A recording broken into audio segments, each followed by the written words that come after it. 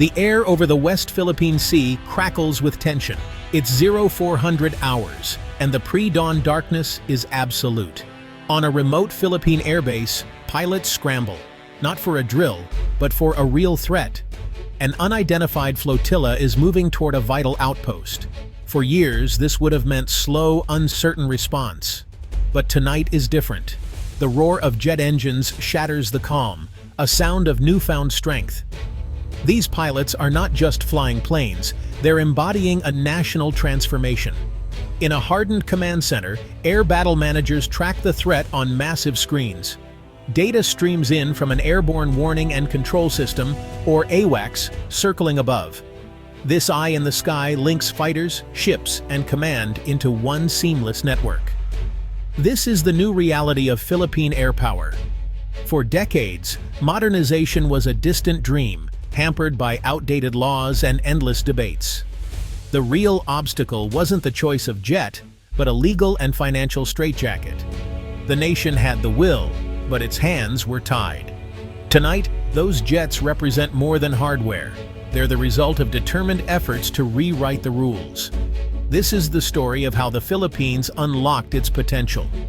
It's about building an integrated defense system, not just buying equipment.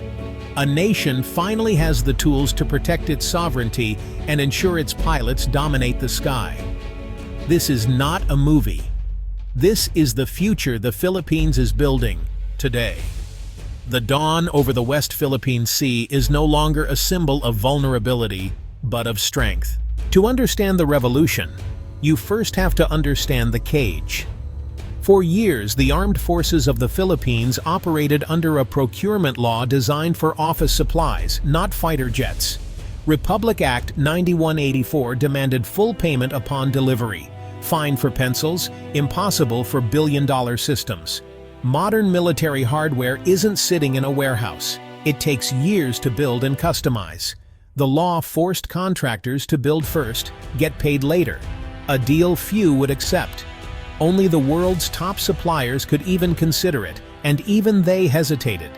The result? Modernization plans withered, and debates focused on hardware, not the real bureaucratic barrier. The AFP was trapped by well-meaning but misguided regulations. The nation's defenders made do with obsolete equipment, not for lack of courage, but because the law made real progress nearly impossible. The paper cage was real, and it kept the Philippines grounded. Imagine buying a house, but you must pay the full price in cash, up front. That's how the Philippine Department of National Defense had to buy military hardware. No loans, no multi-year payments. A modern fighter squadron costs over $1 billion, impossible to fit into a single year's budget. The result: piecemeal acquisitions, stopgap measures, and no integrated defense. Instead of building a fortress, the AFP bought a brick at a time, never knowing if the next would come. Morale and capability suffered. Pilots trained for jets they'd never fly. Mechanics kept vintage aircraft alive. Neighbors advanced, while the Philippines was stuck in a financial time warp. The cash-only handcuff stifled ambition and left the nation vulnerable. It was a self-inflicted wound that needed to be healed. The old system was like building a skyscraper one floor at a time, with a new contractor each year. Defense procurement rules treated fighter jets like office supplies, buying parts separately, year after year. A jet isn't just a plane, it's a package. Munitions, simulators, spare parts, and support. Buying these piecemeal led to inefficiency and incompatibility. The AFP might get aircraft, but not the missiles or training needed to use them. Each purchase was an isolated event, never a complete solution. The system wasted time, money, and left the nation with a fragmented, unreliable defense. It was a system built to fail, and it did. The turning point came quietly, with a change in the law. Visionary leaders amended the AFP Modernization Act, introducing multi-year contractual authority, MICA, and government-to-government financing.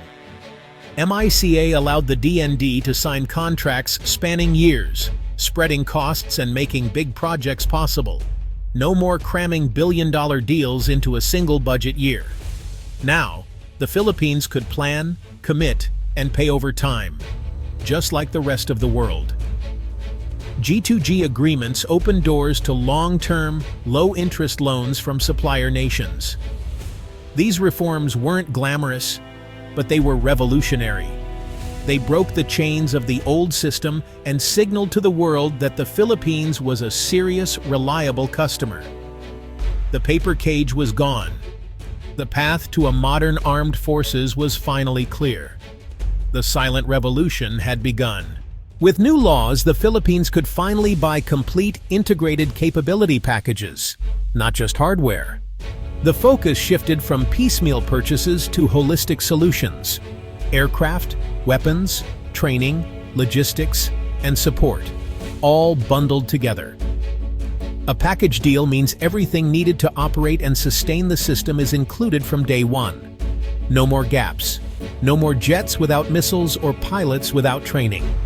Suppliers become long-term partners, not just vendors. This approach reduces risk, ensures value, and leapfrogs decades of stagnation. The AFP can now acquire a fully formed ecosystem, not just parts.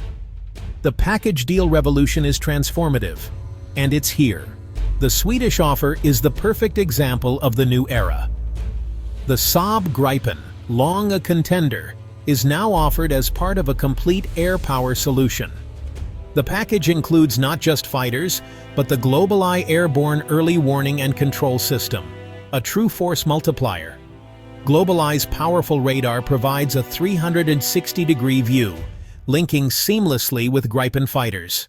This creates an integrated air defense network, moving the Philippines from reactive to proactive defense. Thanks to new procurement laws, the entire system, jets, AEWNC, training, weapons, support, can be financed as one deal. The Swedish offer, with attractive financing, is a template for the future. It's not just about hardware, it's a generational leap in capability. Gripen and GlobalEye are symbols of a new era, where the Philippines can finally secure its skies. Advanced hardware is just the beginning. True air power is built by people. The new package deals invest heavily in training, transforming pilots, technicians, and commanders. Mechanics and aircrew receive world-class instruction, both at home and abroad. New technology demands new doctrine and tactics. The Air Force must adapt and innovate. The goal, a thinking, self-reliant organization, not just a collection of machines. Supplier training is the first step. The ultimate aim is a homegrown culture of excellence. The hardware is the catalyst, but the people are the power. The real revolution is building the next generation of airmen and women. The Philippines stands at a historic crossroads. Legal and financial barriers are gone. The era of excuses is over.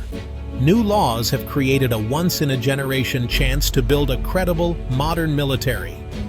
Allies and adversaries alike are watching to see if the Philippines will seize this moment.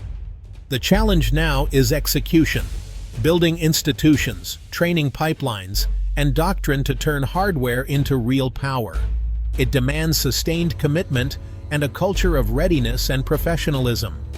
The roar of new jets will be more than noise. It's the sound of a nation rising. The Philippines is no longer a passive observer. It's ready to defend its skies and its future. The tools are available. The path is clear. Now is the time to build, train, and sustain. Now is the time for the Philippines to take its place as a regional guardian. The future is not a distant dream. It's happening now. The dawn over the West Philippine Sea is a new beginning.